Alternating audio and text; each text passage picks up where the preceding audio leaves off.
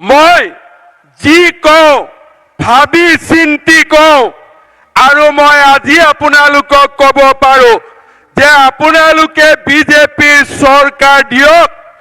এইবাৰ 1.5 লাখ চাকৰি হ'ল, অহাবাৰ 2 লাখ চৰকাৰী চাকৰি হ'ব।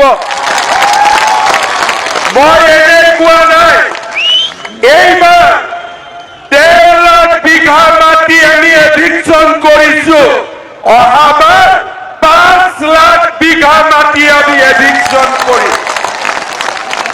মই এনে কোৱা নাই এইবাৰ মুখ্যমন্ত্ৰীৰ আত্মনিৰ্ভৰ অভিযান 1 লাখ যুৱক যুৱতীয়ে লাভ কৰিছে, অহাবাৰ 10 লাখ যুৱক যুৱতীয়ে লাভ কৰিব।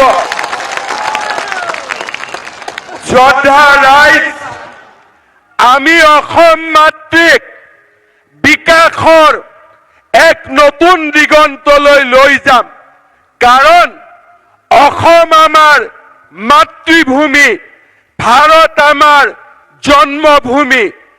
আমাৰ ল'ৰা ছোৱালীয়ে অসমত ডাঙৰ হ'ব লাগিব। আমাৰ ল'ৰা ছোৱালীয়ে ব্ৰিটিছৰ পাছপৰ্ট ল'ব পৰা আমাৰ ল'ৰা ছোৱালীৰ শক্তি নাই। সেইকাৰণে আমি অসমৰ স্কুল বনাব লাগিব, অসমত কলেজ বনাব লাগিব, অসমত মেডিকেল কলেজ বনাব লাগিব, অসমত আমি ব্ৰহ্মপুত্ৰৰ ওপৰত দলং বনাব লাগিব, অসমৰ ল'ৰা ছোৱালীক আমি চাকৰি দিব লাগিব আৰু অসমক ভাৰতৰ ভিতৰতে সৰ্বশ্ৰেষ্ঠ ৰাজ্য হিচাপে আমি নিৰ্মাণ কৰিব লাগিব। আৰু মই বিশ্বাস কৰোঁ NDA নেতৃত্বত প্ৰধানমন্ত্ৰী নৰেন্দ্ৰ মোদী ডাঙৰীয়াৰ নেতৃত্বত অসমে ছেমি কণ্ডাক্টৰ দেখিলে, অসমে সাৰ কাৰখানা দেখিলে। এতিয়া প্ৰধানমন্ত্ৰী ডাঙৰীয়া মাৰ্চত বৰাক ভেলীলৈ যাব, শিলচৰৰ পৰা বৰাপানীৰ পৰা গুৱাহাটী আমি 5 ঘণ্টাৰ ভিতৰত অহা যোৱা কৰিব পাৰিম। 22,000 কোটি টকাৰ প্ৰকল্প প্ৰধানমন্ত্ৰী ডাঙৰীয়াই উদ্বোধন কৰিব। এয়া অসমৰ বাবে স্বৰ্ণিম দিন। প্ৰধানমন্ত্ৰী ডাঙৰীয়া কোকৰাঝাৰত যাব, গেলেফু ভূটানৰ লগত আমাৰ ৰেল লাইন হ'ব আৰু আমি অসমীয়াই আটাইতকৈ আমাৰ অসমখনক ভাৰতৰ ভিতৰতে সৰ্বশ্ৰেষ্ঠ ৰাজ্য বনাবলৈ আমি নিজকে উৎসৰ্গা কৰিম। আমি নিজকে দিনে ৰাতিয়ে সমৰ্পণ কৰিম। প্ৰতিটো পল, প্ৰতিটো ক্ষণ আমি বিজেপিৰ কাৰ্যকৰ্তাসকলে অসম মাতৃৰ বাবে আমি উৎসৰ্গা কৰিম। আমি অসম মাতৃক জগত সভালৈ লৈ যাম। আমি অসম মাতৃক ভাৰতৰ ভিতৰতে এখন সৰ্বশ্ৰেষ্ঠ ৰাজ্যলৈ আমি ৰূপান্তৰ কৰিম। আৰু মই বিশ্বাস কৰোঁ যোৱা 10টা বছৰৰ প্ৰগতি, যোৱা 10টা বছৰৰ বিকাশ আৰু যোৱা 10টা বছৰৰ বিৰামহীন প্ৰগতিয়ে আজি অসমক এক নতুন যুগলৈ লৈ গ'ল। এতিয়া অসমে কাৰো ওচৰত শিৰ নত কৰিব নালাগে। এতিয়া অসমে দৰমহা দিবলৈ কাকো টকা বিচাৰিব নালাগে। অসমে এতিয়া কাজিৰঙাৰ ওপৰত কৰিডৰ বনাবলৈ, ব্ৰহ্মপুত্ৰৰ তলেদি সুৰংগ বনাবলৈ আমি প্ৰধানমন্ত্ৰী নৰেন্দ্ৰ মোদী ডাঙৰীয়াৰ দৰে প্ৰধানমন্ত্ৰীয়ে আমাৰ যিমান কাম বাকী আছে আমাক সকলো কাম কৰি দিব।